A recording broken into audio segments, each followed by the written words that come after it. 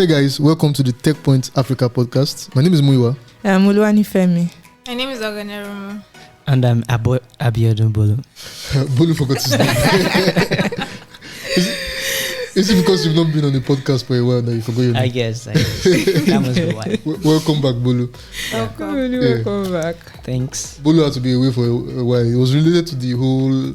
By the way, you guys have not updated our listeners on the house. Yeah, you might have noticed in my voice that I'm excited. At least from the last episode, I'm excited and well, I stopped ranting for a while because I got a house. Finally. Everybody, we all got a place, got places that we like, and the struggle is over. It is over. Finally. Right? Finally. But I mean, like they say, problem no dey finish. Right. So right now there's a problem in it's mostly a Nigerian problem. So the whole issue with national identity numbers and people's SIM cards being blocked. Right. Crazy for the first stuff. time in how many years that, like 2 years now, you've been postponing deadlines. Since December 2020. Right. You keep postponing by 3 months, by a month, and now for the first time, the federal government has gone ahead with their threat of barring any number that is not linked to an NIN. And they must have postponed for like, I mean, 2 9 years. times. Yeah, Like 9 times. 9 good Nine. times. I'm sure somebody listening right now is one of those people whose People that lines. have called their bluff and be like, what will they do? Is this the first time they are saying they are postponing? And this time they are like, so I think my theory is that to an extent, a lot of people have registered, right? A lot of people have registered, and this barring might not really affect telcos as much as it would if they had started barring lines since 2020. You get, but now they have gone ahead to bar people's line. Some people can't receive calls, some can't make calls out, some people can't browse. Either of the problem, at least you are incapacitated to use your mobile number because you've not linked your NIN. And I and Bolu went to the NIN enrollment office at Ikeja today. Alausa Ikeja. We went there today. There was a whole lot of crowd there. So much. And people are angry. People are complaining. Expectedly. Yes. But sometimes, when you've defaulted, you just be like, okay, I didn't register my NIN. Maybe because the time I came to register, there was a lot of queue and I decided to go home. That was her side. And now people that have registered, that have their NIN, they are also there with them in the struggle. Now we got to ask some of them questions. Why? They just said their NIN is inactive.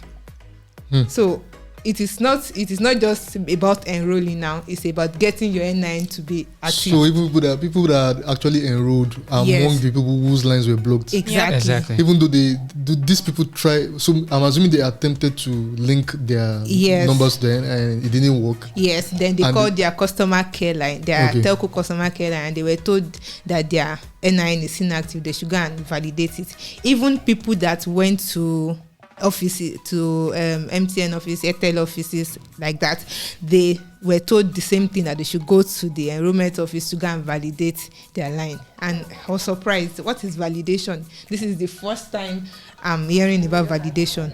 And the only thing you can see on NIMC websites or connected to validation that we can see is very recent, as recent as March 22nd.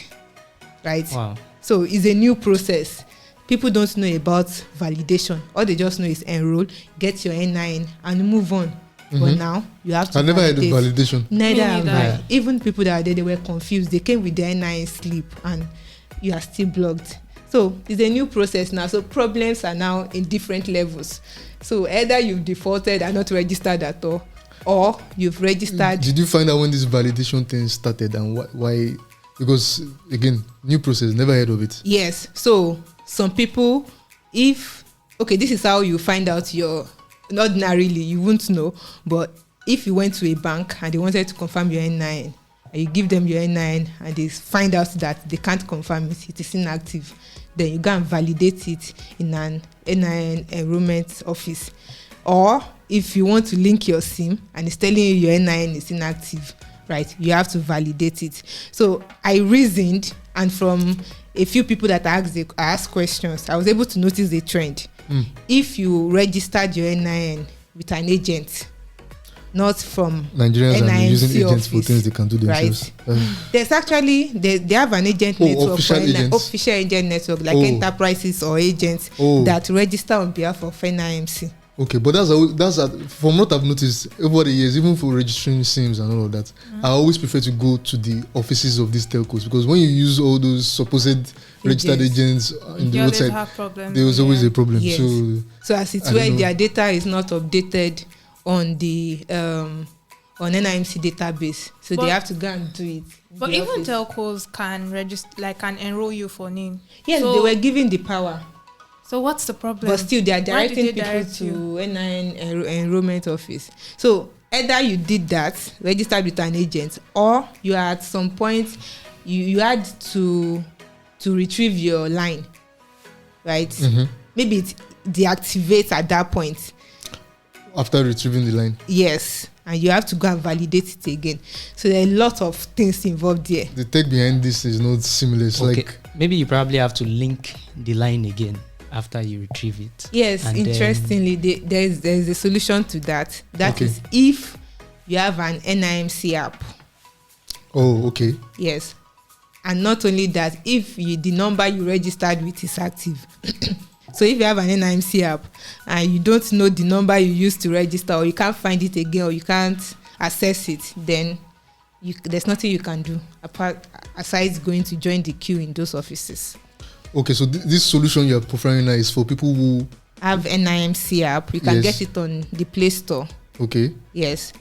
And you know the number you used to register your NIN, phone number is accessible, because they will send you an OTP. Okay, so you can use that to validate. Yes. You don't have to queue. You don't have to queue. You don't have people to are queuing all over now. Yes. So after you download the NIMC app, there are you find two NIMC app on the Play Store. You find one for ID verification and you find one for enterprise. Okay. That is what is used by agents. Mm-hmm. So you download the one that is for ID registration. When you download it and you open it, you follow the prompts until it leads you to where you will put in your NIN. When you put in your NIN, it will take you to another interface where it asks you to confirm your number. Mm-hmm. It will display a few digits of your phone number. It will ask you that, is that the number you're still using? If you say yes, you click it and it will send you an OTP, which you will enter, and it will tell you your NIN has been validated. That's perfect. So no need to go and queue. But how many people know about NIMC? But this is even for people who have not enrolled at all. They still have to go and queue. Yes, they still have to go and queue. Okay. But if you have enrolled and you're having issue with your NIN being inactive, then you can try the NIMC app. Some people find out later that no phone number is attached to the NIN number. Wow. Yes. Wow, like at the process of registration, there was no number attached. So there's no way they can use the app. So they have to go and queue. Exactly. Wow. This is crazy. I can imagine even the logistics of this for even the NIMC officials and... Yes, it's tiring. They actually abandoned people today. Yeah, they were tired. Today. They left people outside. They went into their offices. Wow. Yes. They were not flogging people. Yes. You got flogged. I actually got flogged. Sorry about that. Yes, an officer of the... Occupational hazard. Yeah, civil defense corps. There were a lot of them on ground because they were sharing the same compound. Yeah. So they were there to disperse the crowd. And I was trying to get the word. Thank you. Thank you for taking one for the team and for the listeners. So if you are listening, that's the solution. If you had the Nifemi has given this, I think we have an article detailing this. So we can also link to it so you can follow that. That makes sense. So I forgot, we're going to start with something and I kind of forgot. Again, thanks to everyone that has been listening, and if you're listening right now up to this point, thank you so much. We already have listener mail. At the end of every episode we always say reach out to us. So someone actually sent an email. His name is Samuel Obina. If you're listening now, shout out. So let me just read. Samuel Obina from Ibadan. So he said I have an idea and I believe I can change Nigeria, in short Africa. but do not know how to get the idea started. That is about raising money and the rest. I heard you say in the last episode that raising money is more about who you know. That was Chim Gozirim. Some of us here don't know anyone. Please shed more light on this. Interesting. So Samuel, this is my own opinion. I would like to hear from other people.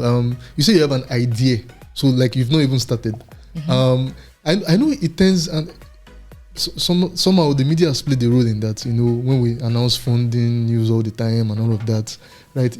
There's a tendency to think that that's just the only way you can start a business. Like you must raise money. Yeah. Do pre-seed. Yes, we've seen a few people raise money pre-seed these days, and they've not even started the idea and all of that. Which is where the who you know comes around. Mm-hmm. But for most people, these people are just exceptions. For most people, when you have an idea, you've not started, you need to first start, right? Mm-hmm. Anybody that is going to put money into your business, you have to know that you're serious. We have to see some traction. So you need to first start with what you have. And then there's what they call FFF, family, friends, and fools. Mm-hmm. Those are the first people that invest in you. Your mother, your father, your uncle, your friend.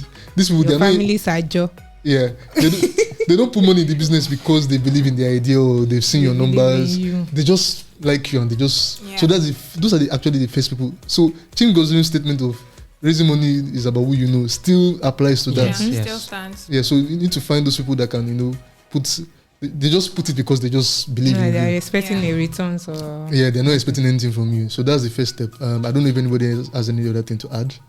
I think I agree with you really because most of the startups we've talked to most of the time, before they raise money, it's usually family and friends and fools, as you said, that would obviously invest in them. Mm-hmm. If you don't have people like that, well... Sorry. Or you have your own money to start. Yeah, you start with your money too. Okay, yeah, there's that too. You can start with your own money.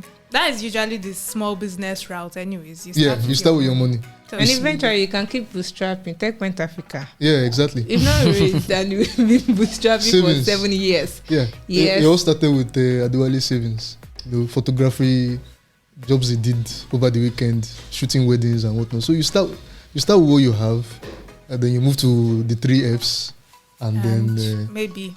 And then from there, get somebody interested in you. Yeah. All the best. Yeah, all the best.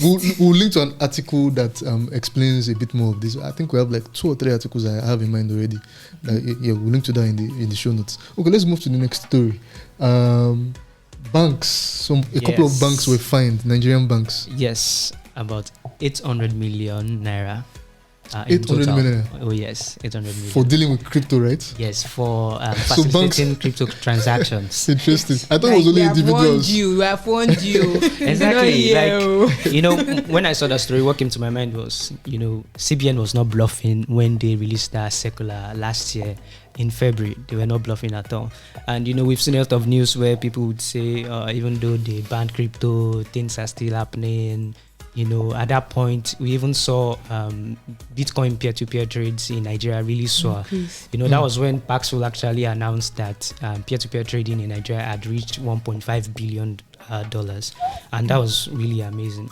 But now, CBN has showed people that we're not joking when we told you we don't want you to facilitate. When Nigerian government shows us that. Yes. Our threats. We've been hearing about them freezing individual accounts. Yes. So this is now banks. Yes, this is now banks. That went ahead to accept those payments. How were they able to trace that the banks? Okay, so the 3 banks that were fined were Access Bank, Stanbic IBTC, and United Bank for Africa. So I think Access Bank had the biggest fine of all, 500 million naira. How much are these in dollars? That's like $1.2 million. Yes. Okay. Stanbic was 200 million naira. I think that's about $428,000. 481. Yes. And then there was Stanbic UBA, United Bank for Africa. That was 100 million naira, which is like $240,000. Exactly. Wow. Yeah, and Stanbic IBTC CEO actually said some things about how they were actually able to, how CBN was able to find out what exactly happened. His name is Wole Adeniyi. Okay. So he said CBN has a technology that is more advanced than what they use. I think that was really, it wasn't really clear. So he said CBN has a technology more advanced than what banks use to like detect crypto-related transactions. And I think when they say detect crypto-related transactions, what they really mean is that if you are transacting, like if I'm sending money to Onome and then I wrote there, okay, this is the money for the Bitcoin you sent me, they will flag it. Of course. Which people would normally not do. Now they are smarter than that now. They said those transactions went through without them detecting it, and CBN was somehow able to detect those transactions. How was CBN able to detect it? Like, I don't understand. It's still very. But I think I'm still going to do some findings. Yeah, you need to. But the banks are not fighting it. They're not saying no. They are not. What Adeni, the Islamic Bank CEO, is actually saying is they are talking to CBN to actually release that technology to them so that they'll be able to. Because there's no technology. It sounds like a joke to be. Yeah. It is. They even mentioned that they know that they will still have to pay the money, but CBN should like give them the technology so that. I think it's being sarcastic. To be honest, I don't believe I think this time I think it's being sarcastic because how do they want to track it? From what I understand, most of these peer-to-peer platforms now, they just pair you with someone who has the crypto you need. The person sends you the money. The description is there's no description anyway. There's a code and all of that. So how does CBN track? I really don't. And when you think about it, CBN, like, I think even with this 800 million naira fine and everything, they can't really put a stop to crypto transactions. Never. They can't. can't. Because I spoke to someone this morning and he still did a crypto related transaction. All he had to do is don't put it in the transaction details. Don't use the keywords. Yeah. Yes, as simple as that. And okay, I have an angle to this or a theory. What if this is just fake news by CBN to just put fear? Put fear in people, like signal. Like, hey, they are watching you. We can do this. Do this. And then make people afraid. Because it's out of their control. And nobody's using in-naira, by the way. Nobody's using in-naira. We are going to give Bolu is going to let us know how it's going with in-naira. Yes, very soon.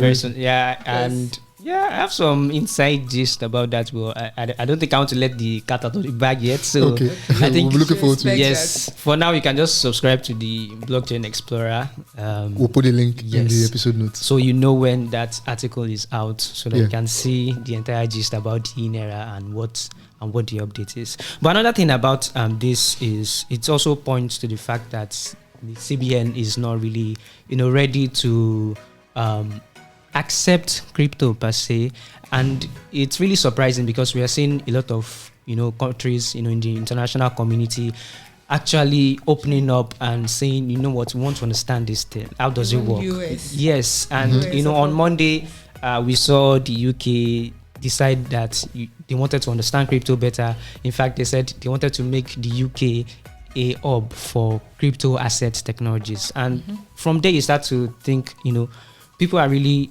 taking notes of, these international communities are taking notes of cryptocurrencies. They know it's, and I think one of the things that spurred this was the entire Ukraine, Russia war, and how, crypto played a really big role in that. So it's still surprising to me that, our own CBN, is still not, making the move to really understand crypto, regulate crypto, try to harness it. How do we understand it? NFTs. And it's funny again because, I was at a blockchain conference, the TechNext conference, and, a government representative was actually talking about, this technology, and he made some very interesting insights on how, blockchain and crypto NFTs could actually help with getting people to buy houses easily, invest in real estate easily, when you tokenize real estate. And it was really interesting. And from there I was like, maybe we might start to see. It's not like they don't know how much impact this is capable of having. It's not as if they don't know it. It's just the uncertainties. Yeah, they are clouding afraid. the judgment. They are afraid to get out of hand. and there's nothing to regulate about crypto. That is there's nothing to regulate and about. Governments have to worry about things like terrorism, terrorist acts being funded by but still, banditry is still being funded with our legal tenders. The funny thing is that fiat, most scams, most criminal fiat is still the top. That's just the truth about it. So as long as it's a financial system, there's nothing you can do about it. As long as it can be used for transactions. Maybe try and focus more on the inherent issues, like the root issues, why these things happen, why there's terrorism, why there are bandits, and solve that. Stuff like that. They really have to consider embracing blockchain. They do, and I hope they do soon, because it's one technology that keeps transforming and keeps changing very fast, leaving us very rapidly. And if you and the thing with regulation and anything government related, it's usually slow. Yeah. But technology moves fast. Moves faster, moves really fast. So I just hope they realize this and find a way to understand and help them and help people use these things. Amen to that. Yeah. Since elections are coming, so maybe the new government might use it to draw us. We'll see. Fingers crossed. So we'll put a link to the Blockchain Explorer list so you can subscribe and know the next time Bulu shares a story about that. Okay, so final story for today. It has been trending on social media, especially on Twitter, all week. Apparently, it started months ago, but I don't know why it never came to our fore. So, a US-based company, Fast, so shut down. Recently. So Fast is an online checkout company. What they do is basically they help you check out when you're online. I don't see Nobody has ever seen their checkouts. I've never seen it. Although I think they'll probably be in the US, so maybe people that are in the US may see them. I've seen tweets of people in the US saying they've never seen them. I don't know. Interestingly, according to what I read about the company and all, a lot of merchants refuse to put the Fast button on their payout on their checkout page. So I think someone conducted like a survey, and 19 out of 50 didn't put the Fast checkout button on the page. So interesting. A lot of people were not using it. But really, apart from the fact that they shut down and all of that, there's the fact that apparently they hired Nigerian developers at the beginning of the company to build their MVP. Yeah, to create their MVP and all of that. But they treated them really badly. Horrible bosses part 2. This time, US edition. US edition. Part 3. So what he did was, he hired these Nigerian developers and they created the MVPs. And in the end, he didn't give them any credits and he was paying them really badly. I think he paid them $800 a month. About $5 or $6 an hour. Wow. Damn. And then he sacked them when he was done. Then he sacked them. Like some people came online on Slack and they couldn't access the Slack channel anymore. It was that bad. So use them for cheap labor. Build the company, raise money, then sack them. And that's all. You're gone. You can't. I think most of them are even scared to even talk. They couldn't say anything. Because of obviously you have to protect your reputation when you come into the industry and all of that. So a lot of them refuse to say anything. I think it wasn't until recently, as the whole thing started blowing up and all that, some people started talking and saying, I wish they talked earlier. Yeah. Seriously, I actually saw a tweet from a white lady. I'm still trying to understand if she was actually talking about Nigerian developers or not. But it happened about 2020, 2021, she was complaining that Fast did one of our friends dirty, and he was supposed to be hired or something. He came on board, and within 2 weeks or so, they let him go without any explanations and whatsoever. And interestingly, this is not the first time the CEO has been found out of a failed startup. So in 2014, he founded Tow. It's an on-demand towing truck company that connects tow trucks to companies that want to tow their tow trucks, basically. So after he got a contract with the police department, I think he sued them because they're owing him money. Okay. He sued them because they're owing him money. Eventually, he wasn't able to get back his money, I think, because the details of the case are really, really sketchy. But sued them. Then after suing them, he threatened to give out personal information of people. Wow. Like, I was like, dude, just to get his money. you? Just to get his money. The guy seems to have a lot of no scruples. That's the word. Exactly. No scruples. Like, it was so bad. It was so bad. And some of the people that he owed money, he still owes them money to today. The Nigerian developers. Not the Nigerian developers, even the people from his old company, he still owes them. And he raised so much money. That's what I found really surprising. I think as at the last time they raised money, the company was valued at $580 million. Yep. And I think he raised about over $100 million. $120 million. And they could not pay people properly. It's so surprising. And now the company has shut down. They're burning $300 million a year or something. Yes, $10 million every month. $10 million every month on $600,000 revenue a year. How? Anyways, what concerns me in all of this is the kind of image, this part where he hired low-cost Nigerian developers, the kind of image is painting of the many talents that we have in Nigeria, representing Africa at large. I'm just hoping it does not give out a bad image of Nigerian developers, as it's where I don't agree that Nigerian developers are low cost or cheap. I don't agree.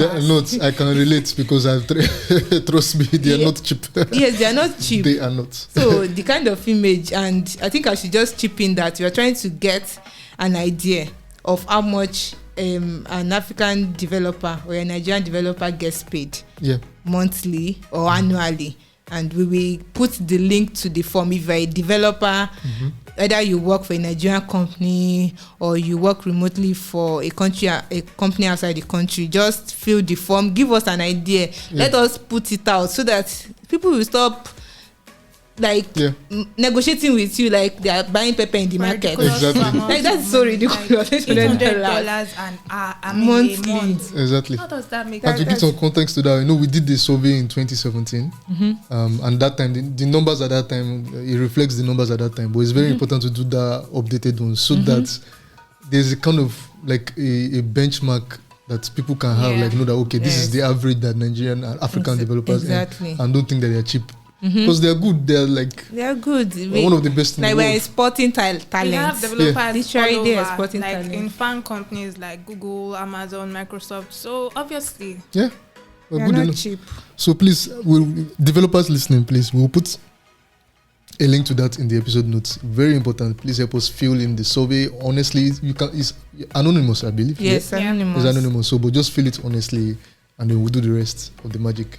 Right. One other thing is just quickly before we go, like, what does this say? I saw it with someone was talking about how blaming everything that happens in this country. People blame the government, and then wondering like, what's government's role in this? Should they have? If government had better labor laws and whatnot, would this guy have been able to? It's always labor laws. I don't know exactly if it's because this is remote.